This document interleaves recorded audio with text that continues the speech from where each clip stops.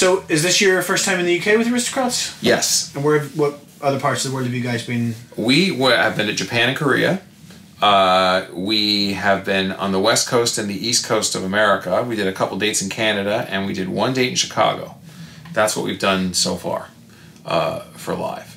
On this tour, we're starting in the UK, and then we're going for a date in Netherlands, and then a couple dates in France, and then Spain, and then we're going to Turkey and Israel, which I'm really excited about.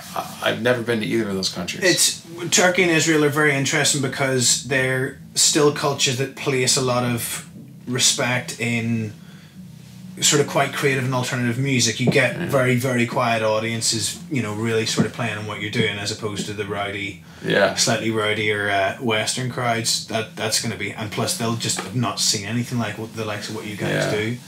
You'd be blowing some heads off when you go into where Marco has been everywhere. He has really done pretty much the whole world at this point. He's done South Africa, he's done New Zealand, he's done South America. I mean, he's done all the places that a lot of people who tour worldwide, plus the really exotic places, he's done them. I haven't done some of the exotic places.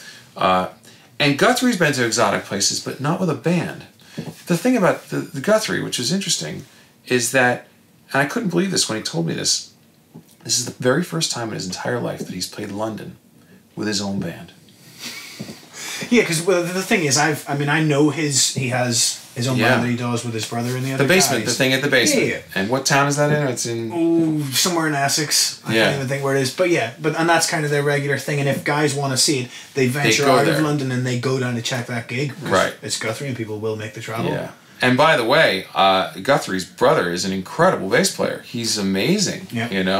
And I heard him on the record. And so I mean, I just kind of feel honored to kind of be a part of whatever has captured the imagination of everybody about the three of us. Because people knew about Guthrie but didn't know about me, and there's people who knew about me but didn't know about Guthrie or Marco, and then there's Marco has his own following, and some of them knew who we were and some of them didn't. So now we've got this kind of cross-pollination going on right now. Well, it is that really kind cool. Of, it's that kind of supergroup thing that there was, a sudden outbreak of this in the 70s where loads of guys who were known for a certain thing came together and kind of made a greater than the sum of the parts kind of vibe. And it seems that's what's happened. I think a lot of the time you can get great musicians that come together, it just doesn't click. Yeah. Where the personalities are really big but don't integrate. And with you guys, even just listening to you do the sound check and listen to the album and stuff, it's almost like a shared sense of humor. Like you guys all get the same thing. Well, we all listened to Zappa when we were younger, and that makes a big difference. I mean, all of us, we're also all the same age. Right. We're all 40. And it's like, that makes a difference too. We were all the same age when the Van Halen records came out. We were all the same age, we were all going back to listen to Led Zeppelin. We all went through the 80s and all the shred stuff. And we all experienced the same things in the fusion world too. We all, listened to the John Scofield records in the late 80s when he went, with the electric funk thing. And the Chick Corea stuff in the late 80s and early 90s. I mean, we it's amazing when we started talking to each other about how similar our touchstones were. Yeah. Of course, now we have our own little things and everything like that. But I think the supergroup word is a little kind of, overused. And of course, it's nice for marketing. But, really we feel just like a band. This is the first band I've been in, as opposed to having my own band, which is just me and the guys that I want to bring, or being in somebody else's band as a sideman.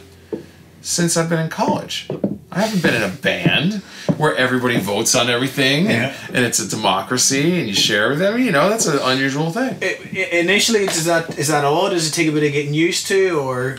Well, initially it was odd for us, I think, just because when we first had to make some decisions, they were business decisions before we even got to make music. And some of it was a little heavy.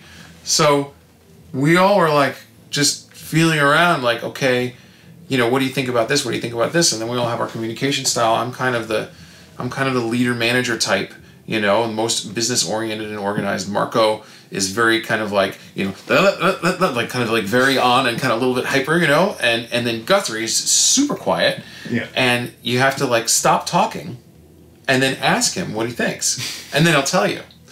So it took me about, a couple weeks to finally get the flow of, okay, this is how... But really, we are a great balance on all of each other.